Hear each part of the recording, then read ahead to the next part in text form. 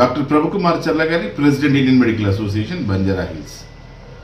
ఇప్పుడు ప్రశ్న, HMPV virus భారత్ని కబలిస్తుందా?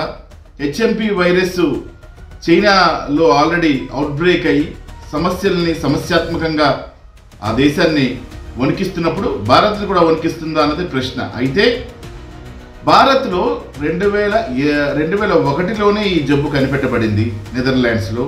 అప్పుడప్పుడు స్పొరాటిక్గా ఈ కేసెస్ రికార్డ్ అవుతూనే ఉన్నాయి. ఈరోజు కొత్తగా మనం ఈ వైరస్ని చూడటం లేదు.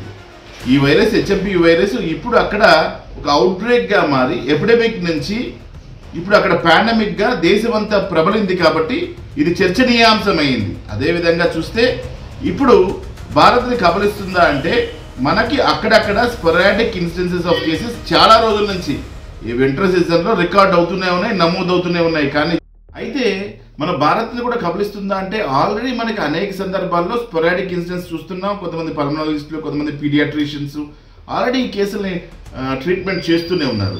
అయితే భారత్ మొత్తం వ్యాపిస్తుందా లేదా అనేది ప్రశ్నార్థకం. ఎందుకంటే ఇది ఇంకా ఎర్లీ స్టేజ్, దాని మీద మనం డిస్కస్ చేయడానికి ఇంకా ఇది ఎర్లీ స్టేజ్గా మనం పరిగణించవచ్చు. అయితే భారతదేశం మొత్తం ఈ జబ్బు వ్యాప్తి చెందుతుందా, భయపెడుతుందా, భారతదేశాన్ని మొత్తం కబలిస్తుందా అని ఇంకా ప్రశ్నార్థకంగానే ఉంది. అయితే మనకి ఈ జబ్బు భారతదేశం అంతా కూడా వచ్చే అవకాశం లేకపోలేదు. భారత్ని కూడా కబలించేటువంటి అవకాశాలు చాలా ఉన్నాయి.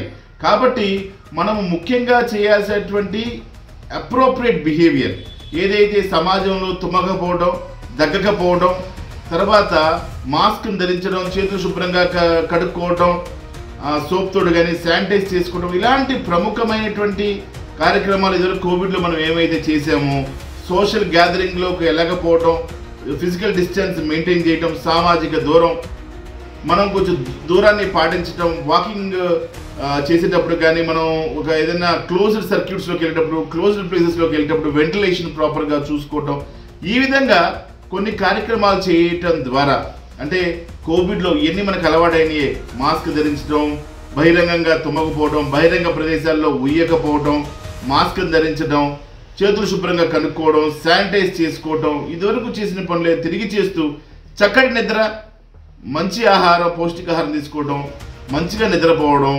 అదేవిధంగా కోవిడ్ అప్రోప్రియేట్ బిహేవియర్ ఏదైతే ఫాలో అయ్యామో అలాంటి అప్రోప్రియేట్ బిహేవియర్ మళ్ళీ ఫాలో అవ్వడం వల్ల ప్రతి విషయాన్ని సున్నితంగా తీసుకుంటూ ఏది కూడా ఓవర్ యాంగ్షియస్ లేదా స్ట్రెస్గా మనం ఫీల్ అవ్వకుండా కనుకుంటే ఈ వ్యాధిని భారతదేశం అంతా వ్యాప్తి చేయకుండా ఉండొచ్చు.